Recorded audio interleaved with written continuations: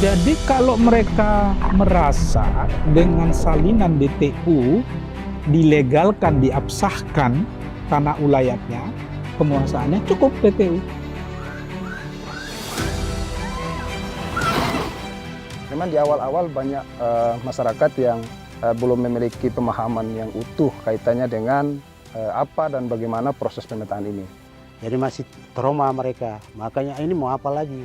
Nanti tanah kami juga diambil.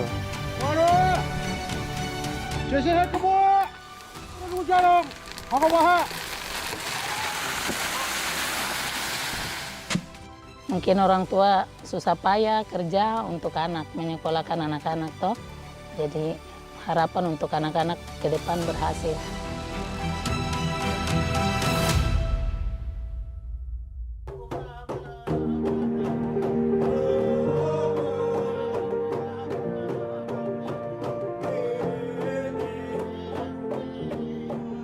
Papua, permata di timur Nusantara.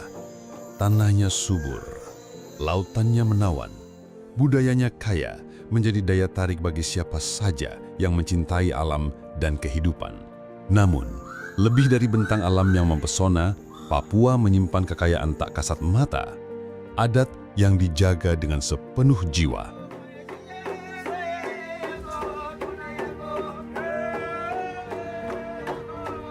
Bagi masyarakat adat Papua, tanah bukan sekedar pijakan. Ia adalah warisan leluhur, ruang hidup, dan identitas yang tak tergantikan.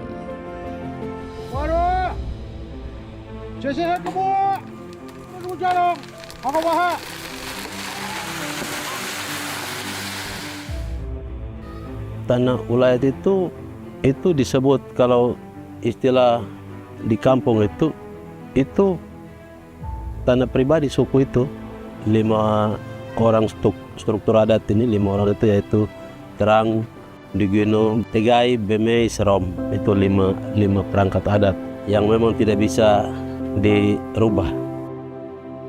Di Kampung Kesatuan Adat Sawoi, tanah bukan milik perorangan, melainkan milik bersama masyarakat. Marga Sawoi terbentuk dari marga-marga besar. Mereka menyepakati batas wilayah dengan cara tradisional, menggunakan tanda alam seperti pohon, sungai, atau tanah yang telah dinamai oleh leluhur. Batas-batas itu hidup dalam ingatan, tidak dilukis di atas peta. Seiring waktu, melalui ikatan perkawinan dan saling percaya, tumbuh pula hak pengelolaan yang lentur antar marga, tanpa menghilangkan nilai adat.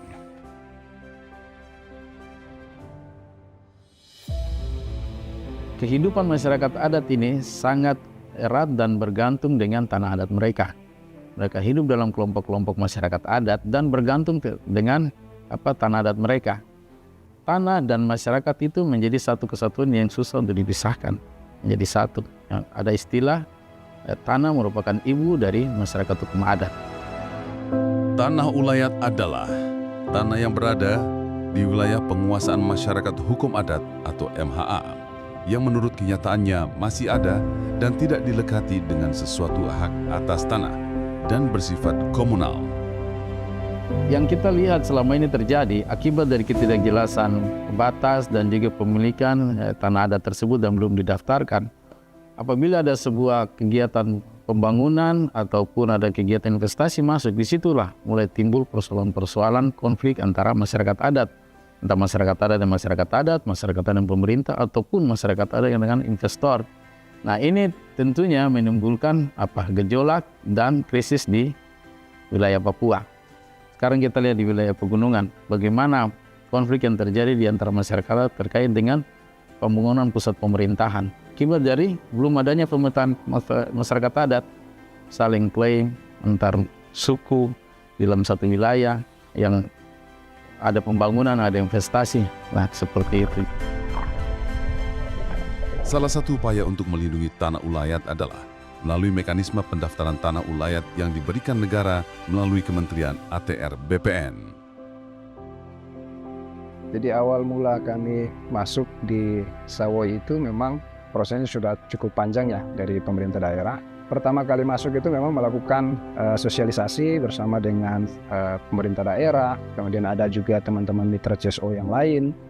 dan juga para pemangku adat.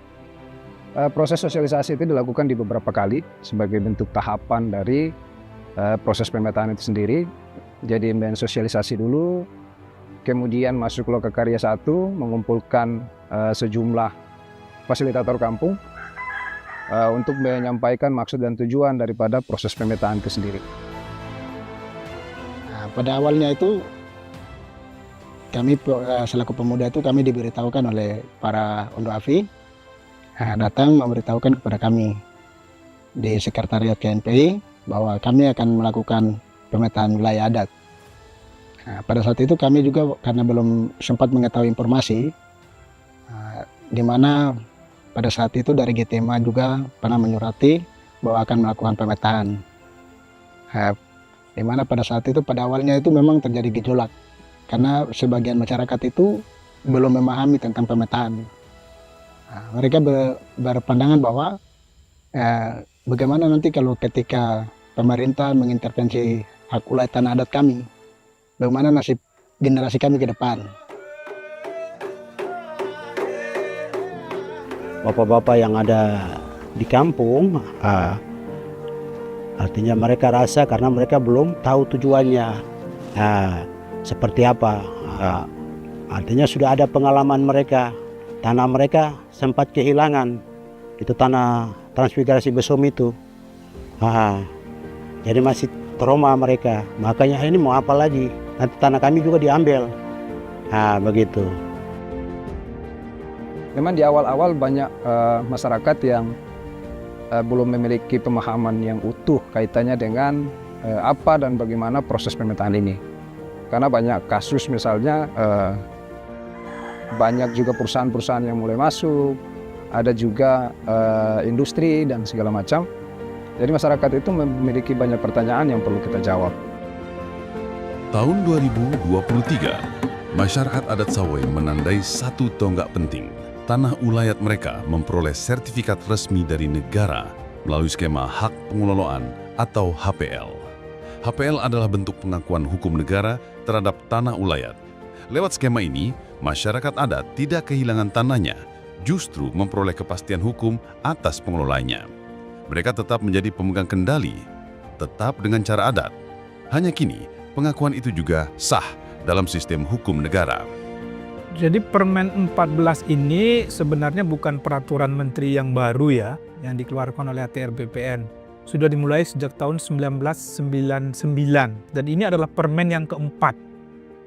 Nah, keempat permen itu sebenarnya mengatur hal yang sama, yaitu mengenai pengadministrasian tanah-tanah ulayat atau tanah-tanah adat yang ada di Indonesia. Yang harapannya outputnya ya pemerintah, kalangan swasta maupun publik mengetahui di mana saja keberadaan tanah-tanah ulayat itu, dan bagi pemerintah sendiri informasi mengenai keberadaan tanah ulayat itu akan dipertimbangkan dalam pemberian hak atas tanah. Jadi dengan keberadaan tanah ulayat itu harapannya pemerintah tidak lagi serampangan dan sembarangan menerbitkan hak atas tanah yang ternyata adanya di tanah ulayat atau tanah adat. Bagi kalangan swasta ini penting karena mereka juga mendapatkan informasi ya, kalau misalnya mereka mau berinvestasi di satu tempat, di satu lokasi, nah mereka sudah dapat informasi dari awal apakah di lokasi atau daerah itu ada tanah ulayat atau tidak. Kalau mereka tahu di situ ada tanah ulayat, berarti mereka dari awal sudah bisa berpikir, oh saya nanti akan berurusan, berkomunikasi dengan masyarakat hukum adat. Jadi itu kira-kira isi dari permen itu. Perlu kita memahami pemikiran dan budaya masyarakat adat untuk bisa menyatukan dengan aturan-aturan di bidang pertanahan, sehingga masyarakat adat bisa menerima konsep daripada pembuatan sertifikat hak pengelolaan ini. Pertama itu dari dalam masyarakat adat sendiri, yaitu pemahaman mereka tentang konsep sertifikat tanah ulayat ini. Mereka masih berpikiran tentang sertifikat itu bisa dialihkan. Sertifikat itu akan menimbulkan tanggungan pajak seperti itu. Itu yang perlu kita pastikan.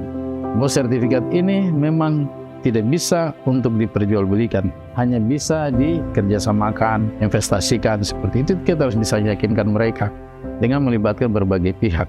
Karena pada awal kita masuk itu mereka juga menolak, ini mau bikin apa? Bagaimana kalau suatu waktu sertifikat ini kemudian dijual oleh kita punya anak-anak atau siapapun yang kemudian berniat tidak bisa kita sampaikan. Karena itu struktur adat itu masuk di dalam proses sertifikat. Jadi semua harus mengetahui dalam proses ini dan dibatasi, tidak bisa untuk diperjualbelikan. Pada saat kita gunakan alat namanya GPS itu untuk garis-garis itu masyarakat ini semua.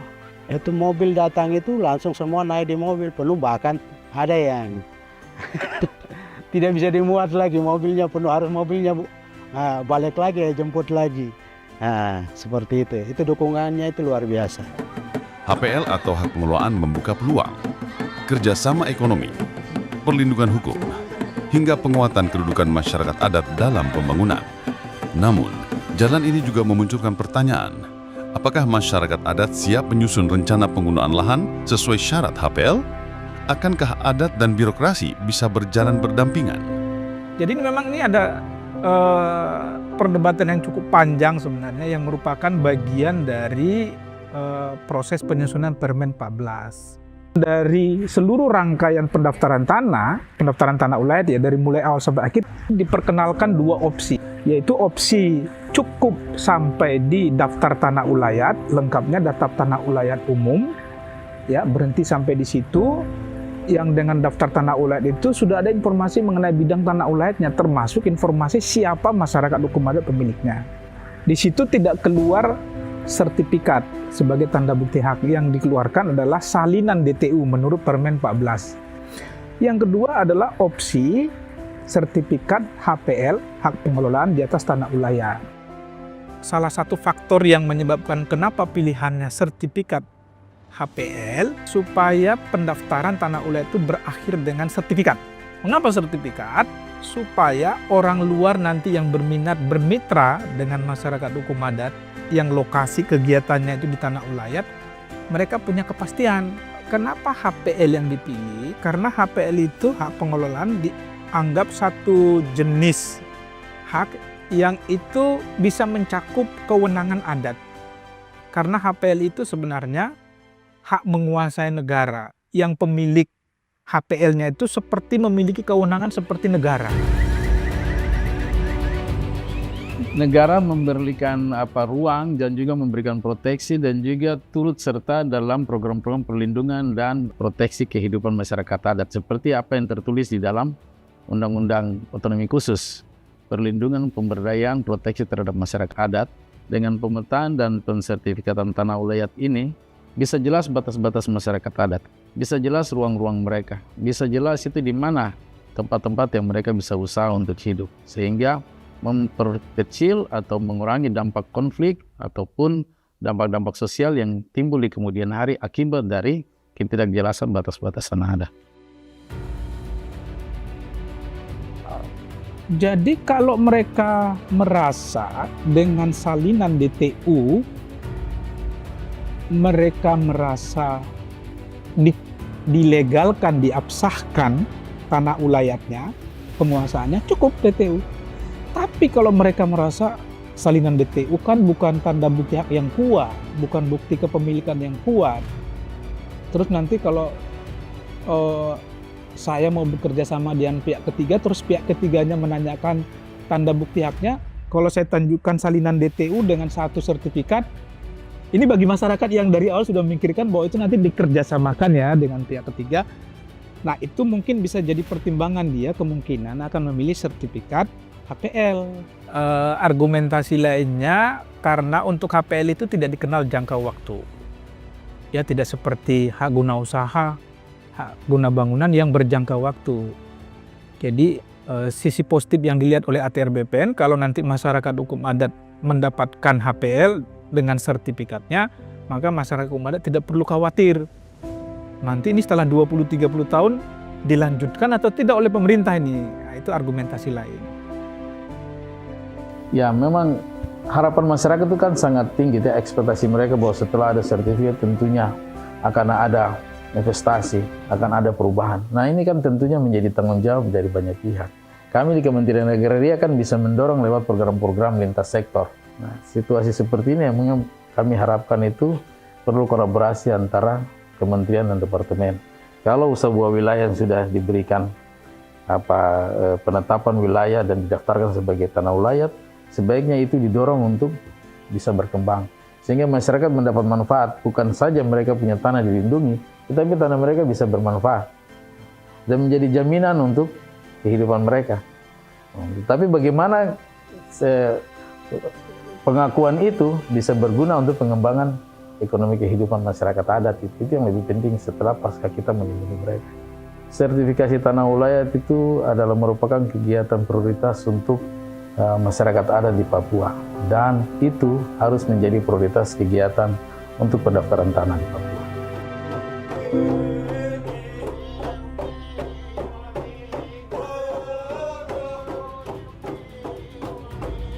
Yang pasti, sertifikasi tanah ulayat melalui HPL adalah awal, bukan akhir.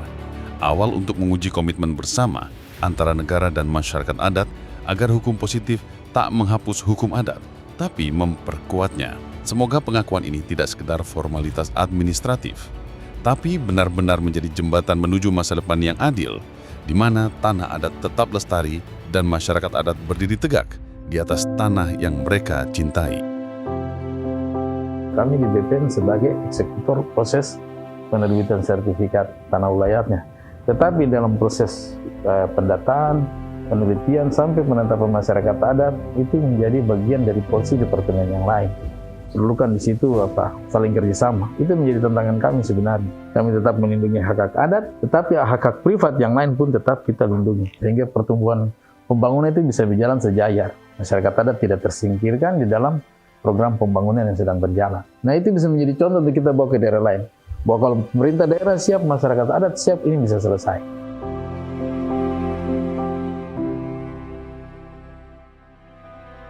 Ya, harapan saya ke depan pemerintah bisa bantu kami untuk mengembangkan penanaman sagu, bibit sagu. Mungkin seperti ini sudah kita kerja manual. Mungkin pemerintah lihat ke depan kita butuh alat-alat yang lebih membantu kita. Mungkin orang tua susah payah kerja untuk anak, menyekolahkan anak-anak toh. Jadi harapan untuk anak-anak ke depan berhasil. Walaupun dengan hasil ekonomi yang sederhana cukup.